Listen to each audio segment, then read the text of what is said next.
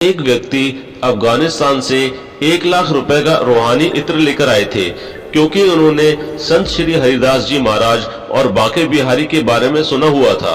उनके मन में आया कि मैं बांके बिहारी को ये इत्र भेंट करूं।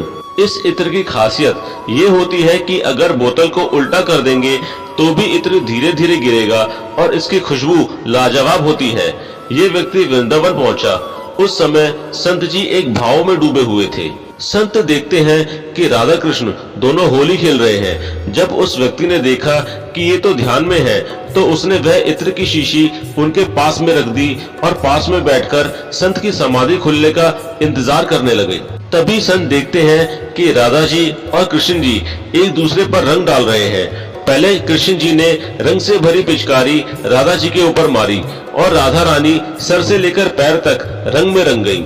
अब जब राधा जी रंग डालने लगी तो उनकी कमोरी खाली थी।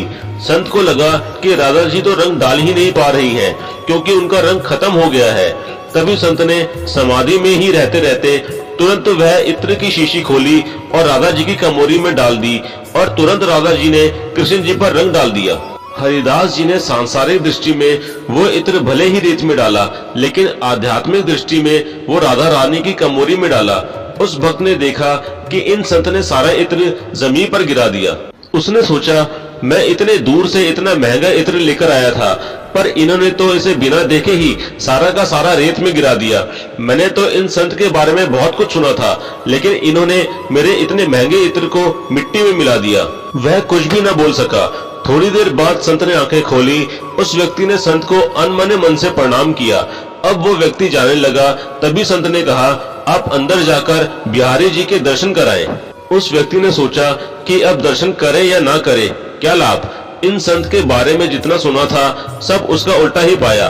फिर भी चलो चलते समय दर्शन कर लेता हूँ, क्या पता अब कभी आना हो या ना हो। ऐसा सोचकर वह व्यक्ति बांके बिहारी के मंदिर में अंदर गया तो क्या देखता है कि सारे मंदिर में वही इत्र महक रहा है। और जब उसने बांके बिहारी जी को देखा तो उसे बड़ा आश्चर्य हुआ। बांके बिहारी जी सर से लेकर पैर तक इत्र में नहाए हुए थे। उसकी आंखों से प्रेम के आंसू बहने लगे और वह सारी लीला समझ गया। तुरंत बाहर आकर संत के चरणों में गिर पड़ा और उन्हें बार बार प्रणाम करने लगा और उसने कहा, संत जी मुझे माफ कर दीजिए, मैंने आप पर अविश्वास दिखाया। संत ने उसे माफ कर दिया और कहा कि भैया, तुम भगवान को सांसारिक दृष्टि से देखते हो, लेकिन मैं संसार को भी आध्यात्मिक दृष्टि से देखता हूँ। तो दोस्तों, कैसी लगी आपको ये कहानी? ऐसी और भी कहानियां सुनने के लिए मेरे इस चैनल को लाइक कीजिए, सब्सक्राइब कीजिए और शेयर कीजिए। बोलिए बांके बिहारी लाल की जय।